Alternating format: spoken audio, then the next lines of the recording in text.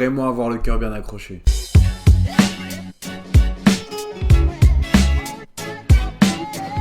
Chambers, c'est une série d'épouvante ou horreur qui fait la différence, c'est pareil, où on suit l'histoire de Sacha, c'est une étudiante américaine qui va recevoir une greffe de cœur en urgence. Et là, problème. Alors la greffe, elle s'est bien passée, il n'y a pas de souci, mais depuis l'opération, elle va avoir des visions morbides et elle va être hantée par un esprit. Elle va réaliser que tout est lié et que le cœur qu'elle a reçu, c'est le cœur qui appartenait à l'esprit qui la hante. C'est celui de Becky, c'était une autre étudiante américaine d'à peu près son âge. Sacha veut essayer de comprendre les circonstances de la mort de Becky et du coup elle va mener son enquête auprès de la famille de Becky et de ses proches. Plus elle approche, plus ça devient sinistre et plus elle se met en danger elle-même.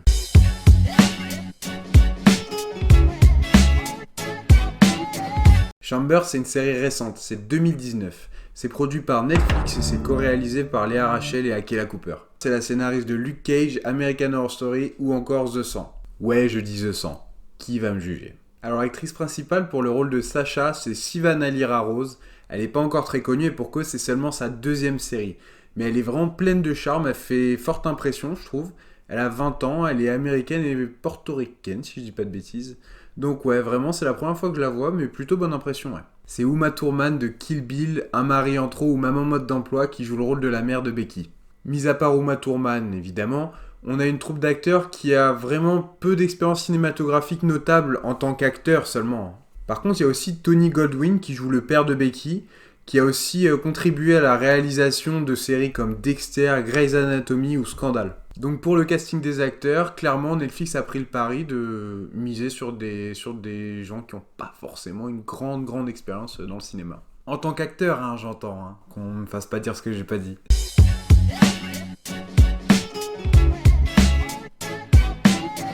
Je vais encore un peu dépasser dans la partie dans laquelle je donne mon avis, mais Chambers, pour le coup, c'est vraiment une caricature de tout ce qu'on peut voir, que ce soit série ou film dans le genre horreur. Alors en général, quand on fait une série ou un film d'horreur, on a pas mal d'outils, on a un large éventail qui permet de donner de la peur, enfin un sentiment de peur aux spectateurs. On a les screamers, les sursauts, on a l'angoisse, on a le suspense, on a le travail psychologique, on a les scènes choquantes, il y a quand même beaucoup de choses. Et là, en l'occurrence, comme pour les 3/4 des œuvres qui sont sorties ces dernières années dans le genre, on n'a pas peur. On n'a pas peur. Et pourtant, je suis tout sauf courageux, donc il y a clairement un souci. Ça me pose un problème de voir des films ou des séries qui se revendiquent d'un genre et qui procurent absolument pas les émotions qu'elles te vendent en fait. Si je vais voir une romance, je veux ressentir de la passion ou de la tristesse à la limite, mais quelque chose. Et bah là, c'est pareil. Et comme bien souvent pour les films d'horreur récents, c'est raté. Et pourtant, t'as des séries qui le font très très bien, comme American Horror Story ou plus récemment The Haunting of Hill House.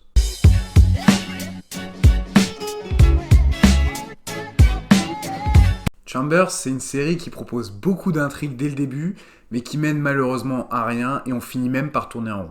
La série se dégrade au fur et à mesure, on a l'impression que ça a été bâclé, c'est mal écrit sur la fin, ça part un petit peu dans tous les sens, c'est vraiment dommage. Comme je le disais, les 2-3 premiers épisodes proposent pas mal de suspense, on est dans une ambiance qui est assez sympa, sauf que ça tombe dans le piège et ça tourne sur une ambiance qui finit par nous ennuyer, c'est vraiment dommage. Et j'ai trouvé de la régularité quand même. Il y a des stéréotypes du début à la fin. Pour ça, c'est régulier, on peut pas leur en vouloir. En dehors de ça, malheureusement, le scénario est assez plat. On est clairement sur une série teenager. J'ai pas tout dramatisé non plus, il y a du positif. Donc clairement, on a une réalisation qui est assez originale. Il y a des plans qui sont très très sympas, des jolies couleurs et des belles images. Donc faut quand même le noter. Ça vaut ce que ça vaut, hein. On se rattache à ce qu'on peut.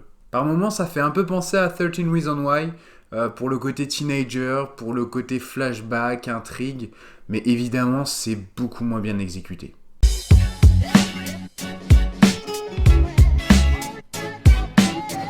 C'est une série dont j'attendais beaucoup et pour laquelle j'ai été très emballé dès les 2-3 premiers épisodes. Malheureusement, ça se dégrade au fur et à mesure des épisodes avec des lenteurs, un scénario qui tourne en rond et qui n'exploite pas logiquement, en tout cas à mon goût, les intrigues qui sont vendues au début de la série. Ajoutez à ça les stéréotypes permanents et on a une copie bien pâle. J'avoue quand même que l'idée de base était loin d'être mauvaise et qu'on a certains plans qui sont esthétiquement très réussis. Ça, y a pas de souci, je l'admets. Pour moi, on est sur l'une des séries Netflix les moins abouties de ces dernières années malheureusement. Et du coup, je vais pas mettre la moyenne, je vais mettre un 9. Alors attention, loin de là mon idée de vouloir dénigrer le travail de réalisateurs et de toutes les équipes techniques qui aident à faire la série, bien au contraire, ils savent faire leur travail, ça, il n'y a pas de souci. Mais je pense que l'exécution est carrément perfectible et qu'il y avait totalement matière à proposer un meilleur contenu, tout simplement. Et si aujourd'hui on me demande si j'ai passé un bon moment devant Chambers, eh ben je peux pas dire oui. Clairement, non. Non, non, non. J'ai été emballé, oui, sur les premiers épisodes, mais j'ai vite été calmé. C'est la raison pour laquelle j'ai décidé de ne pas mettre la moyenne, mais par contre, si vous décidez de regarder la série, n'hésitez pas à me dire ce que vous en avez pensé. Donc pour Chambers, on est bien. J'ai prévu de vous faire une autre vidéo sur une série d'horreur dont j'ai pu parler précédemment. J'essaye de vous sortir ça d'ici la fin de l'année, et d'ici là, bonne fête. La bise.